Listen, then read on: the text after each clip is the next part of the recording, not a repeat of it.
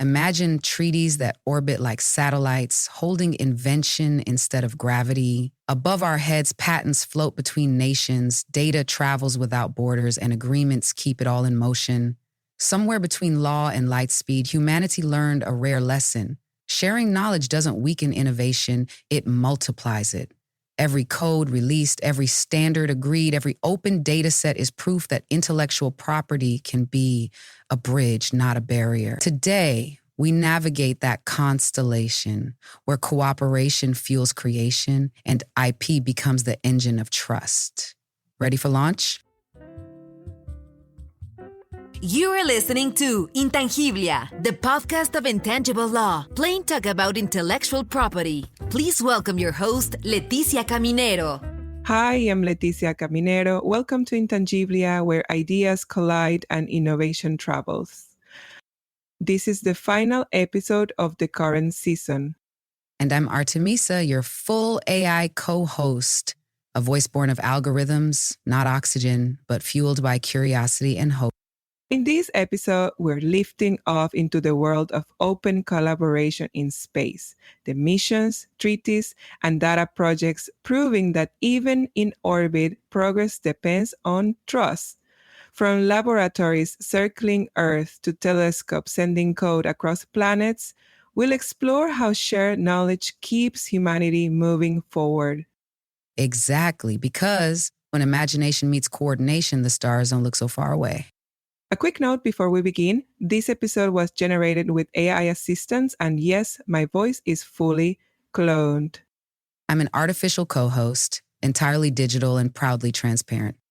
Nothing we share here is legal advice, just stories and insights meant to spark your thinking. And maybe remind you that creativity like gravity pulls strongest when shared. Let's start with the most iconic symbol of collaboration humanity has ever built, the International Space Station. It's more than a science lab. It's a living treaty, a physical handshake between nations once divided by borders and ideologies. Up there, European, American, Japanese, Canadian, and Russian modules connect like puzzle pieces, each with its own laws, IP systems, and engineers. The legal glue holding it all together is the Intergovernmental Agreement, IGA, and a web of memoranda of understanding. They decide who owns the inventions created on board, who can publish results, and who can commercialize them back on Earth. And it's surprisingly elegant. Every invention belongs to the partner whose astronauts or equipment created it. But the twist is this: research can use another partner's resources or model as long as everyone respects prior consent and confidentiality. It's a cross-border dance where the choreography never stops. The IP management is pure Mission Impossible precision.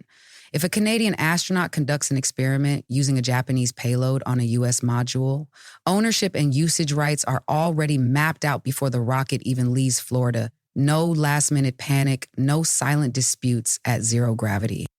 That's what makes it such a masterpiece of project management. The ISS isn't just coordinated, it's governed. Your experiment has milestones, deliverables, and shared data protocols. There's a schedule, a budget, a risk log, and an IP clause behind every floating object. And they built a brilliant protection communication balance. Results are public after partners have a chance to file patent applications. You could call it the file then fly model. That's the kind of harmony every research consortium dreams of, collaboration that stays productive without turning chaotic.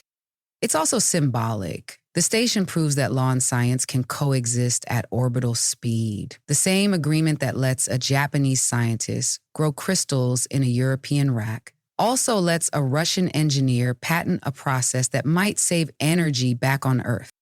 In other words, innovation doesn't need isolation, it needs structure.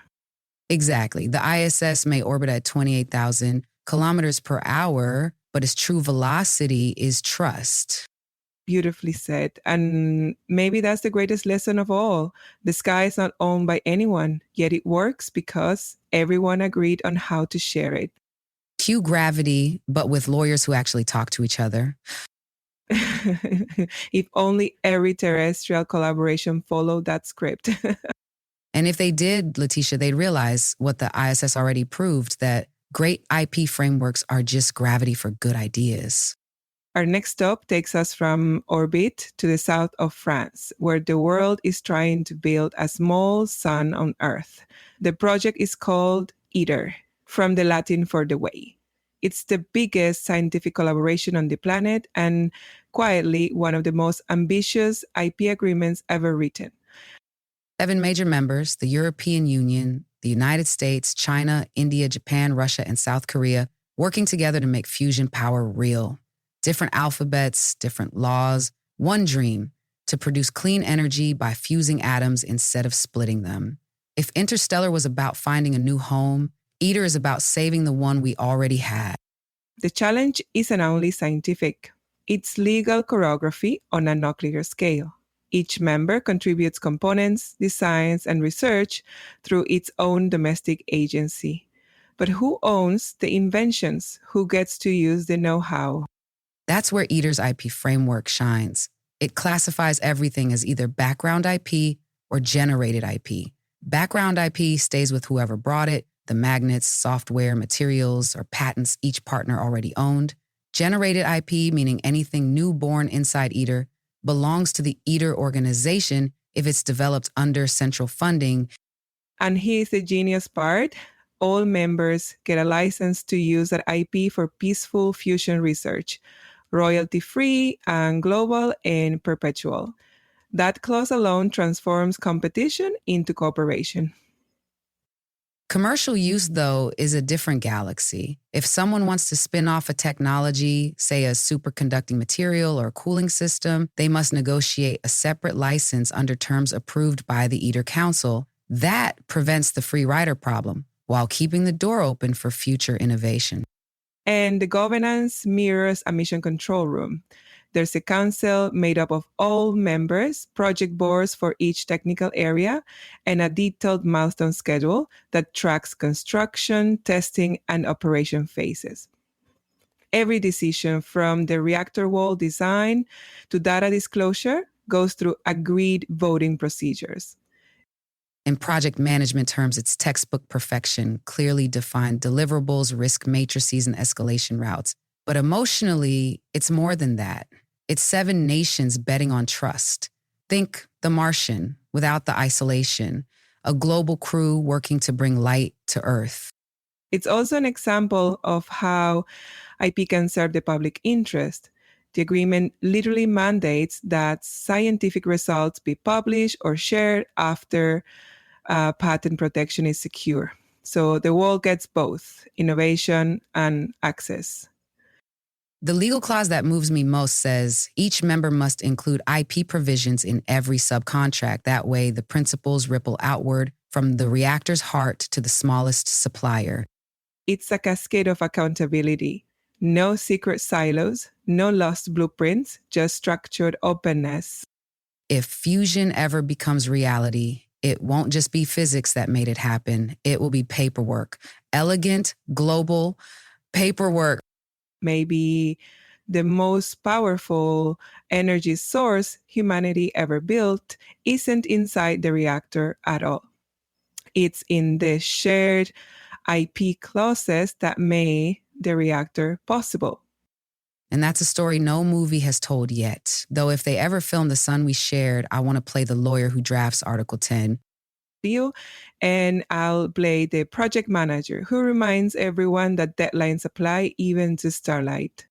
If the International Space Station was the classroom and ITER was the laboratory, the Artemis Accords are the rulebook for humanity's next frontier. It's where space law, diplomacy, and IP vision meet under one shimmering goal: to make returning to the moon a shared mission, not another race. These accords, launched by the United States and now signed by over 30 nations, are like the sequel to the 1967 Outer Space Treaty, The Force Awakens of Space Governance. They don't replace the old script, they expand it for the age of private rockets, AI-driven rovers, and lunar mining prototypes. And the legal heart of the story? Transparency and interoperability. They say In essence, if we're going to explore together, we need to share data, tech, and standards. Each country keeps ownership of what it builds, but agrees to make its systems compatible with others. It's like building a space city where every airlock fits every visitor's ship. Imagine The Martian, but this time, Wani gets rescued faster because everyone's protocols align. The Accords also encourage open data and scientific exchange. When you read them closely, they treat information sharing as a kind of soft IP management. Each partner controls its inventions, but must publish and cooperate for collective safety and sustainability. Right, and they introduced something beautiful called deconfliction zones. Instead of claiming lunar territory, nations designate safe operating zones around their equipment. It's a legal way of saying, you can't own the moon, but you can protect what you build on it. That's revolutionary. We've moved from first come, first serve to first cooperate, first succeed. It's a design of peace through planning. And the private sector fits in too. Companies like SpaceX, Blue Origin, or iSpace operate under their nation's commitments. If they invent new extraction technologies or rover designs, they retain their IP but must follow the same spirit of transparency. So intellectual property isn't a territorial claim, it's a coordination tool, one that builds trust in orbit and on the moon's surface.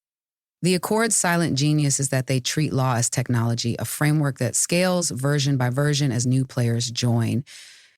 I like to think of it as the GitHub of space governance. Every country forks the same base code and adds its own contributions, but commits to keeping the repo clean and compatible. That's the spirit. And remember, these agreements aren't just diplomatic flourishes. They're project charters for missions with milestones, risk registers, and shared review boards. They even influence procurement and design choices. When you know your data will be shared, you architect it with interoperability in mind. That's why engineers, scientists, and lawyers now speak a new common language, the language of coordination. If 2001: A Space Odyssey gave us the question, what makes us human? The Artemis Accords answer it with our ability to collaborate without conquest. Poetic, Leticia, and practical, because in the next decade, we'll see mixed crews, astronauts, AI systems, and robots working under these very rules. The lesson? For innovation on Earth or in space, keep your rights clear, your data open, and your ethics visible. And remember, the moon may not belong to anyone, but good governance belongs to everyone. Now, let's look closer to home, or rather, at home from above. The Copernicus program is Europe's eyes on Earth. It's a collaboration between the European Commission, the European Space Agency, EUMSAT, and dozens of national agencies. What makes it extraordinary isn't only its satellites, but the principle at its core: everything it sees, it shares. That principle is written into its DNA. Since 2014, Copernicus has operated under an open, full, and free data policy. Every image, every data set, every spectral measurement collected by the Sentinel satellites is publicly available for anyone, scientists, entrepreneurs, or citizens, to download and use. No subscription, no special license. In IP terms, that's revolutionary. Most large-scale data systems are restricted by access fees or commercial secrecy. Copernicus flipped the model. The European Union invested billions in satellite infrastructure and then released the output as a public good. And the results were immediate. Entire industries emerged from that openness. Startups use Copernicus imagery to monitor crops, track deforestation, detect illegal fishing, or model insurance risks. Universities build algorithms on top of it. Even humanitarian organizations use it to assess flood zones or migration patterns. Behind the scenes, the legal mechanism that makes this possible is elegant. The European Commission, as program owner, holds the underlying IP in the Sentinel data, but grants a universal, non-exclusive license for use and redistribution. Users only have to credit the source and avoid misleading representations. It's structured generosity, rights retained, freedom granted. That small clause converts raw pixels into global innovation, and because everyone can access the same data, competition shifts from owning information to interpreting it better. That shift changes everything. In business terms, Copernicus created a level playing field where value lies in analytics, not in hoarding. In governance terms, it demonstrates that open IP frameworks can still protect accountability while amplifying opportunity. And technically, the program's open policy fueled a digital ecosystem called DIAS, Data and Information Access Services, which hosts the imagery on public clouds. Through DIAS, anyone can process terabytes of satellite data without building their own infrastructure. It's a space equivalent of an open research library, one that constantly updates with new observations. And yet, all of this rests on careful IP drafting, attribution clauses, liability limits, and clear definitions of what constitutes Copernicus data. Yes, because openness doesn't mean chaos. The license ensures traceability. If a company modifies data, it must indicate that it's a derivative product. That keeps quality high and trust intact. It also supports policy goals. The data helps monitor climate commitments under the Paris Agreement, supports urban planning, and even informs global food security. From a legal perspective, Copernicus shows how IP can evolve from exclusion to inclusion. The more accessible the data, the more value it generates for the entire system. Exactly. It's a living case study in how governments can invest in knowledge infrastructure and release it for collective use without losing control. They don't privatize innovation, they democratize it. And that's why it resonates beyond Europe. Other regions from Africa to South America now model similar frameworks for satellite data sharing. It's the quiet power of an open clause. You write it once and the benefits echo worldwide. The Earth doesn't need more fences, it needs more vantage points. And Copernicus gave humanity one of the clearest. It reminds us that when data becomes a public resource, innovation becomes a public right. And perhaps that's the most grounded lesson of all. The best way to protect our planet is to share what we know about it. Our next story is about what happens when collaboration is tested by urgency. When earthquakes, floods, or wildfires strike, satellites don't just observe, they respond. The International Charter on Space and Major Disasters was created so that data, not politics, leads the first rescue. It began in 2000 as an agreement between the European Space Agency and the French and Canadian space agencies. Today, it unites more than 15 space organizations around the world. The idea is simple but profound. When disaster hits, participating agencies immediately share satellite imagery and analysis with rescue teams, free of charge and without hesitation. That's right. The Charter has a built-in emergency clause that temporarily suspends ordinary intellectual property restrictions. Normally, high-resolution imagery or radar data would be tightly controlled under national or commercial licenses. But in crisis mode, those barriers fall away. Legally, it's brilliant. The Charter doesn't erase ownership. Each agency still owns the IP and its data, but they grant time-limited, purpose-specific access rights for humanitarian use. In other words, we keep the rights, but we lend the help. And it's more than a theory. The Charter has been activated over 850 times for hurricanes, oil spills, tsunamis, even volcanic eruptions. Every activation triggers a coordinated workflow, a request from an authorized user, a rapid tasking of satellites, and a delivery of process maps within hours. Those maps often become the backbone of international rescue efforts. They guide helicopters, locate survivors, and help governments understand damage long before ground teams can reach the area. It's IP, literally saving lives. The governance model is pure project management discipline. Each participating agency takes turns as executive secretariat, coordinating responses for a 6-month term. They manage schedules, assign resources, and ensure all partners comply with confidentiality and data handling rules. And here's where the IP nuance shines again. Data shared under the charter is protected by clear usage clauses. It can't be resold or used for commercial gain. Once the emergency passes, normal licensing rules resume. It's a reversible flexibility clause that protects both ethics and ownership. That reversibility is key. It keeps the framework sustainable.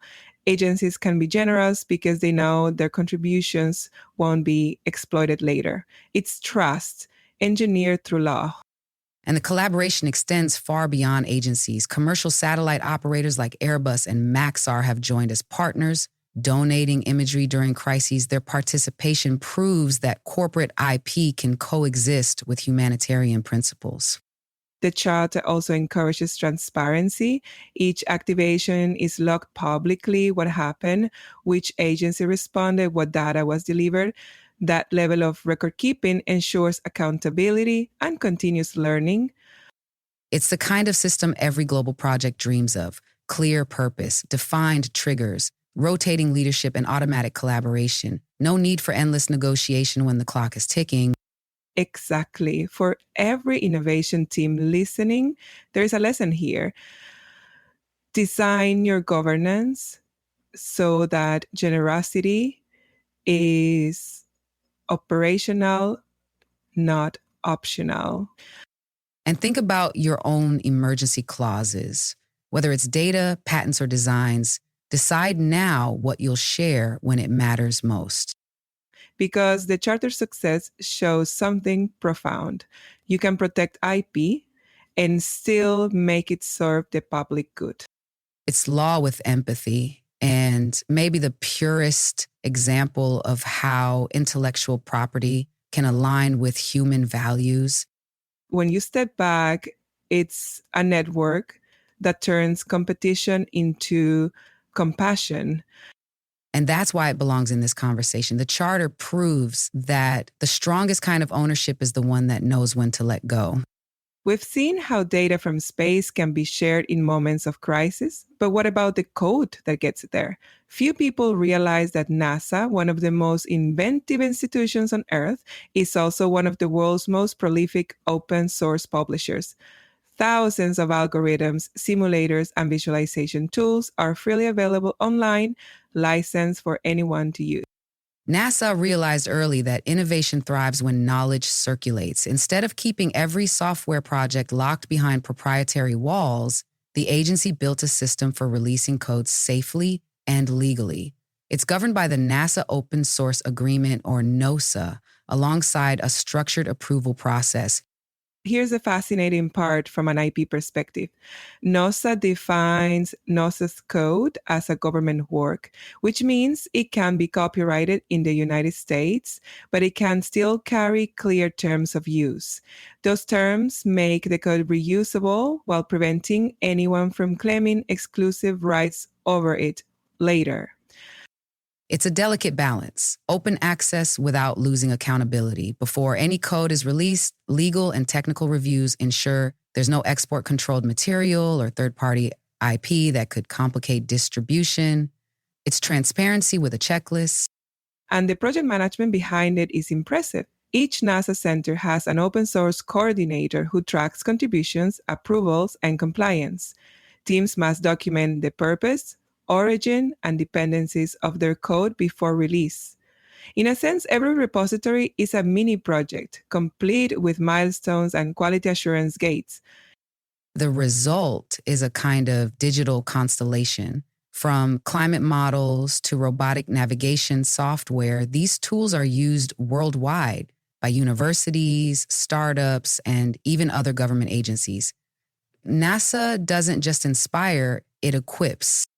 Take SPICE, for example, a toolkit that helps scientists compute planetary geometry, or Whirlwind, a 3D visualization engine that became the foundation for civilian mapping applications.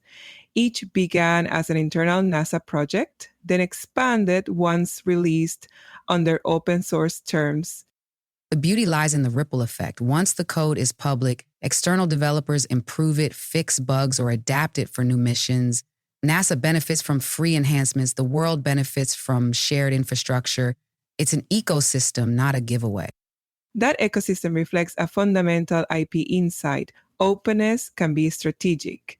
By defining clear boundaries, attribution, reuse conditions, and liability disclaimers, NASA transforms potential risk into collective progress.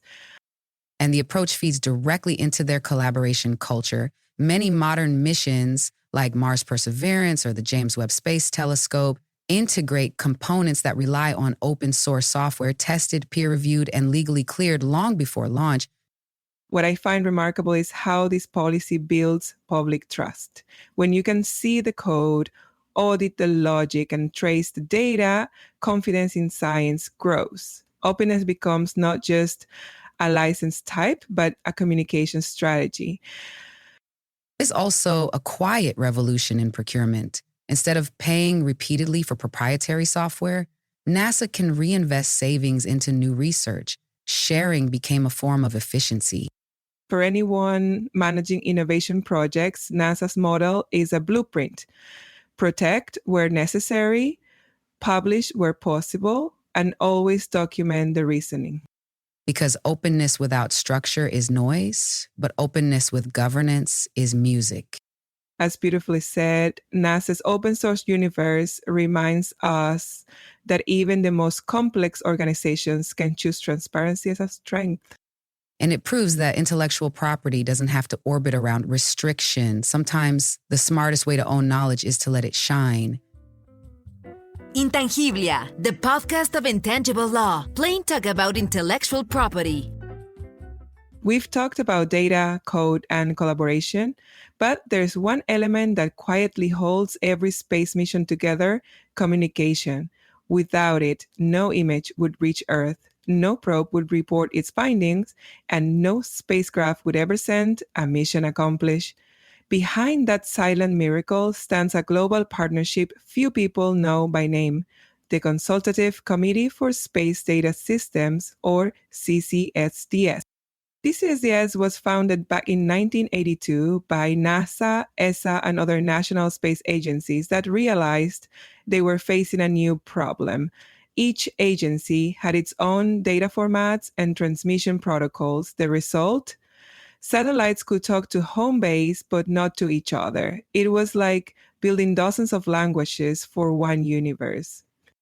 So the agencies decided to speak a common tongue. CCSDS became the neutral ground where engineers, scientists, and lawyers from over 30 countries meet to design open, interoperable standards for space data and communication. These aren't just guidelines. They're the backbone of how the modern space network functions. Every time a European spacecraft uses an American ground station to send data, or a Japanese probe receives updates through an Australian relay, it's CCSDS standards making that happen. The protocols they create are free, public, and globally accepted. From an IP perspective, that's remarkable. Each participating agency retains its own intellectual property, its algorithms, software, or designs. But when they collaborate on standards, they agree that the results belong to everyone. The standards are openly published under a policy of non-exclusive, royalty-free use. That decision changed the economics of space exploration. Before CCSDS, interoperability was costly and slow. After CCSDS, it became routine. Agencies could share equipment, ground stations, and data infrastructure without endless licensing negotiations. It's the legal version of clearing the static. And there's a governance rhythm that makes it all work. The committee operates through technical subgroups: navigation, mission, operations, data systems, and more. Each subgroup drafts and tests standards, then submits them for community review. Once consensus is reached, the standard becomes part of the official Blue Book series, which serves as the open archive of space communication rules. Think of it as a global project plan. Every participating agency acts as both contributor and stakeholder, with roles, deadlines, and iterative reviews. It's agile development long before agile became a buzzword. And the output is measurable. From data compression methods to file transfer protocols and spacecraft telemetry formats, almost every active mission today, including Mars rovers and deep space probes, relies on CCSDS standards to talk across agencies. It's also a quiet victory for intellectual humility. Instead of competing for proprietary dominance, spacefaring nations chose standardization as their collective IP strategy. They saw that the real value wasn't in owning the language, but in everyone being able to speak it. It's like an international commons for technology. By freeing the standard, they amplify the worth of their own contributions. After all, what good is a brilliant communication system if no one else can use it? The model influenced other domains too, from satellite internet to deep space networking, and even the International Telecommunication Union adopted similar principles for cross-agency spectrum coordination. From a project management angle, it's a masterclass. Clear ownership of contributions, shared approval workflows, transparent publishing, and ongoing maintenance. Its structure, serving creativity. And philosophically, CCSDS embodies the best of what intellectual property can become, a framework that channels innovation toward interoperability rather than isolation. Without it, each mission would still be building its own Tower of Babel, and collaboration would end where the data link breaks. With it, humanity speaks to space in one voice, disciplined, precise, and open. And that voice says something profound. Progress doesn't depend on secrecy. It depends on shared understanding. CCSDS proved that law and technology can write harmony instead of noise, and that, in the silence of the cosmos, our best signal is cooperation. If CCSDS gave us a shared language for space communication, this next story is about how we preserve what that language brings back. Every byte of data that a probe, rover, or telescope collects, every dust measurement, crater map, or image from deep space has to live somewhere. That somewhere is the Planetary Data System, or PDS, and its global counterpart, the International Planetary Data Alliance, known as the EPDA. Together, they form one of the most ambitious open archives in human history. Think of it as the library of the solar system. The PDS started at NASA in the 1980s to standardize how planetary data was stored and shared. Over time, it became the model for data stewardship, not just collection, but curation, validation, and public release. Then other space agencies saw the wisdom of it. The European Space Agency, JAXA in Japan, the Indian Space Research Organization, and even private entities joined the effort through the IPDA. From a legal and governance standpoint, the brilliance lies in the balance between openness and stewardship. Each agency retains ownership of its mission data, but the Alliance harmonizes how it's formatted, documented, and made accessible. It's not who owns the data, but how do we keep it useful forever? That's an important distinction. The IPDA doesn't create one giant centralized server. It coordinates independent archives that all follow the same standards. So whether you're accessing Mars data from NASA, Venus data from ESA, or lunar data from JAXA, it feels like a single, seamless system. In IP terms, it's a masterpiece of interoperability. The data is treated as a public resource, but credit and citation are carefully preserved. Each dataset carries metadata about its creators, institutions, and funding sources. When a scientist reuses it, they must cite the origin, turning acknowledgement into an enforceable ethical standard. And that's a quiet revolution. Instead of controlling data through ownership, they protect it through attribution. It keeps incentives aligned. Openness builds visibility, and visibility rewards quality. There's also a governance structure behind it that any large consortium could learn from.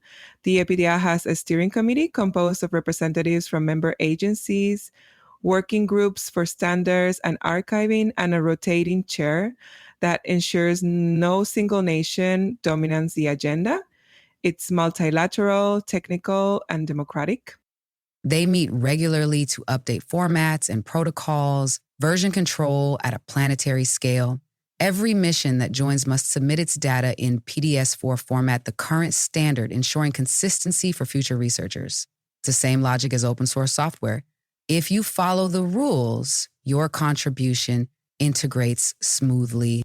The long-term vision is breathtaking. Imagine a student in Nairobi, Buenos Aires, or Hanoi accessing raw Mars data directly from NASA's servers to build a new algorithm without a gatekeeper, without a subscription. That's not just scientific access, it's global equality in practice. And from a project management perspective, it's risk mitigation on a cosmic scale. Without structured data preservation, decades of discoveries could vanish when formats become obsolete or researchers retire. The PDS/iPad app model ensures permanence through planning. Each dataset is reviewed before release, validated for accuracy, and accompanied by documentation. That's the project manager's equivalent of a quality gate. It's also a subtle form of IP protection, not through restriction, but through traceability and certification.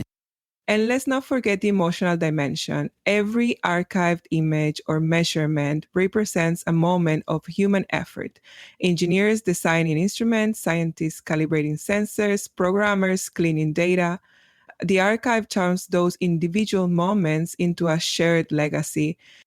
It's the closest thing we have to an interplanetary memory. And it works because of three simple principles: shared standard, open access, and respect for attribution. That combination could transform any sector. Whether it's biotech, climate data, or AI training, structured openness beats fragmented control. The EPIRA teaches us that protecting knowledge isn't always about locking it away. Sometimes it's about making sure no one can lose it. It's an idea that turns IP from ownership into stewardship, not mine or yours, but ours, maintained properly. So while the data may describe Mars, Venus, or Titan, the story it tells is about Earth, about a species learning to collaborate through information. And the ultimate lesson? Legacy is the most powerful form of IP. If you design your system right, what you know today becomes what the world builds on tomorrow. For our final story, let's talk about silence. The long, beautiful silence between planets. When a signal leaves a spacecraft at Mars and travels toward Earth, it takes anywhere from 5 to 20 minutes to arrive. That delay means the normal internet protocols built for instant response simply don't work. You can't just refresh Mars. Every dropped packet, every missed handshake would break the connection. So engineers from NASA, ESA, and research centers around the world had to reinvent communication itself. They created delay-tolerant networking, or DTN, a system that can send data across enormous distances and survive interruptions. What makes it fascinating is that this was not the work of one agency or one country. It was a true global project coordinated through the Consultative Committee for Space Data Systems, CCSDS, and later tested across NASA's Deep Space Network. The trio of massive antennas in California, Spain, and Australia that keep us in touch with everything beyond the moon. And here's the intellectual property twist. The core of DTN was developed as open technology. Instead of patenting the protocol, NASA and its collaborators published it through open standards bodies, the CCSDS and the Internet Engineering Task Force, IETF. That meant any space agency or university could build on it freely. It's a radical example of what we might call common space innovation. By keeping the standard public, they guaranteed compatibility across missions, whether a European orbiter or an Indian lander. The choice to forego exclusive IP protection actually multiply the technology's impact. And the practical design is ingenious. DTN doesn't expect constant connectivity. It stores bundles of data until a link is available, then forwards them, store and forward, on a cosmic timescale. Each node can act as both sender and custodian. So if a probe around Saturn passes near another spacecraft, it can hand over data like a courier, which eventually finds its way back to Earth. That's why they call it the interplanetary internet. This is one of the most elegant examples of open standards driving discovery. The protocols were published, tested, and improved collaboratively. They include precise definitions of data formats, timing, synchronization, and encryption for security, all free to adopt. The legal point of view, it's extraordinary. The documentation clearly separates what is open for all, the core standard, and what remains agency-specific, mission implementation details, security keys, and proprietary software. That division ensures transparency without compromising safety. And the governance is as impressive as the technology. NASA's Jet Propulsion Laboratory coordinates updates, while other agencies contribute test results. It's an ongoing, living agreement rather than a one-time publication. It's also expanding beyond space. The same technology now powers communication in remote regions on Earth, disaster zones, deep oceans, even the Arctic, places where regular internet connectivity fails. That's the ultimate return on investment for open IP. Universal adaptability. We're serving as pro forma administrators for the agency, and it's changing the way we think about intellectual property altogether. Instead of protection through exclusion, it's protection through participation. Everyone who uses the standard helps maintain and improve it. That's a quiet kind of brilliance, one that mirrors the technology itself. Just as the network holds on to data until it finds a path, humanity holds on to ideas until we find ways to share them safely. Beautifully said. DTN isn't just an engineering breakthrough, it's a philosophical one. It tells us that patience, persistence, and openness can travel farther than speed ever could. For project managers and innovators, the lesson is simple. Design your collaboration for distance. Build systems that survive silence, legal silence, technical silence, even political silence. Because cooperation, like communication, must be delay tolerant too. And when it works, it connects us from the smallest signal leaving a probe to the shared imagination that sent it there. That's the real interplanetary internet, not just machines talking across space, but people agreeing on how to listen. After traveling through these 9 stories, from orbiting laboratories to open data constellations, one truth stands out. Collaboration is the most renewable form of energy we have. And intellectual property, when handled wisely, doesn't block that energy, it channels it. These projects prove that law can be the structure of trust, not the price of participation. So here are final coordinates, 9 lessons drawn from the stars. 1. Plan the ownership before the launch. The ISS and ITER worked because inventorship and usage rights were mapped long before liftoff. 2. Design for openness, not exposure. Transparency builds credibility when it's paired with structure, the Copernicus way. 3. Make your standards your legacy. CCSDS and DTN show that common languages outlast individual missions. 4. Protect, then publish. Filing before sharing keeps innovation both safe and visible. 5. Write your emergency clause. The disaster charter proved that generosity can be procedural. 6. Credit as you share. The Planetary Data Alliance turned citation into a form of protection. 7. Open source is not surrender. NASA's code strategy shows that releasing tools can multiply results. 8. Set the ethics as early as the engineering. The Artemis Accords remind us that values belong in the mission plan. 9. Preserve for those yet to come. The archives of planetary data make discovery permanent. Stewardship as a legal art. Each of these lessons is a reminder that Intellectual property isn't a wall, it's the scaffolding of collaboration. The same structures that protect innovation can also keep it moving. When nations, companies, and individuals align protection with purpose, IP becomes more than a system, it becomes an invitation. An invitation to create, to connect, and to keep looking up. Because when we share wisely, the sky is not the limit, it's just the next collaboration. And that might be the most important discovery we've made yet. Thank you for listening to Intangiblia, the podcast of intangible law, plain talk about intellectual property. Did you like what we talked today? Please share with your network.